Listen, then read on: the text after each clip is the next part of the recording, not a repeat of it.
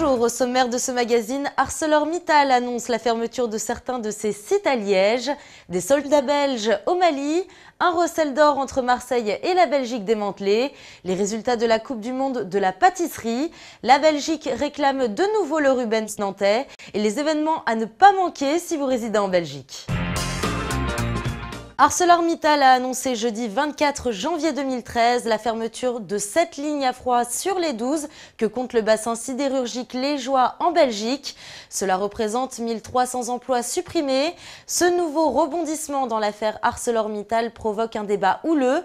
Le représentant du CE européen ArcelorMittal, Édouard Martin, estime que la société n'a pas respecté ses engagements auprès du gouvernement belge.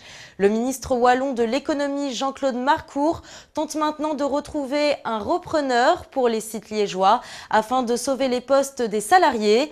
En 3 ans, les sites de Liège seront passés de 3000 à 700 salariés.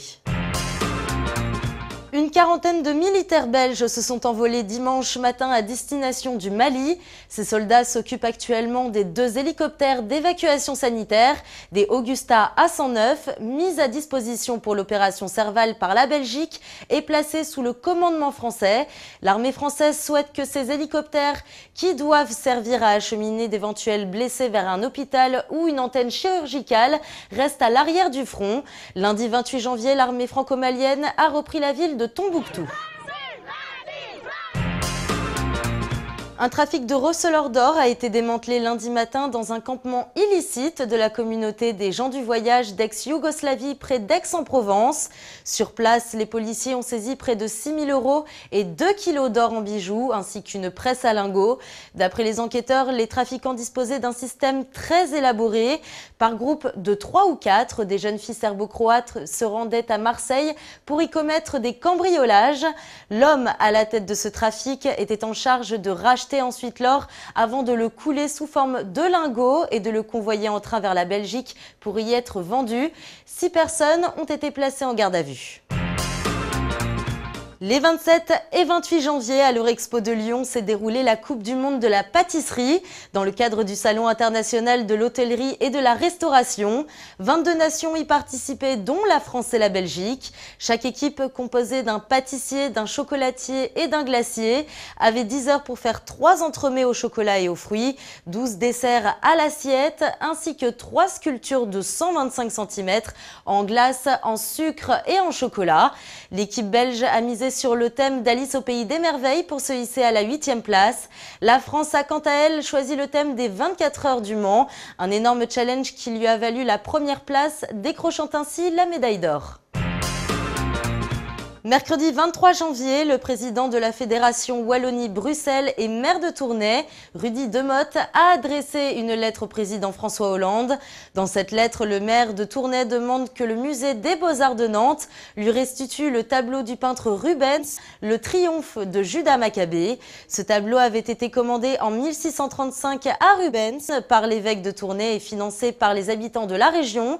Le tableau fut ensuite enlevé et envoyé en France en 1794 par les troupes françaises qui occupaient à ce moment le territoire belge. C'est la 2e fois que la communauté Wallonie-Bruxelles réclame ce tableau. Le président Hollande n'a pour le moment pas répondu à cette demande. Maintenant, les événements à ne pas manquer si vous résidez en Belgique. La campagne de réception des bourses scolaires pour la rentrée de septembre 2013 dans les établissements relevant de l'AEFE est ouverte. Vous avez donc la possibilité de déposer un dossier de demande de bourse jusqu'au 28 février au Consulat général de France à Bruxelles. Une réunion d'information aura lieu au lycée international d'Anvers le lundi 4 février à 16 h. Plus d'informations sur le www.consulfrance-bruxelles.org. Côté ciné, vous pourrez aller voir la comédie française Max avec en tête d'affiche Mathilde Seigné et Joe Star. Le film réalisé par Stéphanie Murat raconte l'histoire de la petite Max, 6 ans, qui vit avec son père Tony. Pour Noël, Max décide d'offrir Rose à son père, une fille de joie rencontrée dans la rue pour qui elle se prend d'affection. Malgré le quiproquo, Tony va avoir du mal à refuser le cadeau de sa fille et va devoir cohabiter avec Rose. Plus d'informations sur www.cinebelle.be. Ne manquez pas l'exposition Yves Saint-Laurent Visionnaire, l'espace culturel ING en partenariat avec la Fondation Pierre Berger Yves Saint-Laurent vous présente un ensemble exceptionnel de créations du couturier français disparu, des pièces parfois uniques et exposées pour la première fois. Vous avez jusqu'au 5 mai pour vous rendre à cette exposition à l'espace culturel ING à Bruxelles. Vous trouverez plus d'informations sur le www.ing.be. Les 15 et 16 janvier dernier, vous avez pu regarder les 24 heures chrono de l'International en direct des studios de TV5 Monde.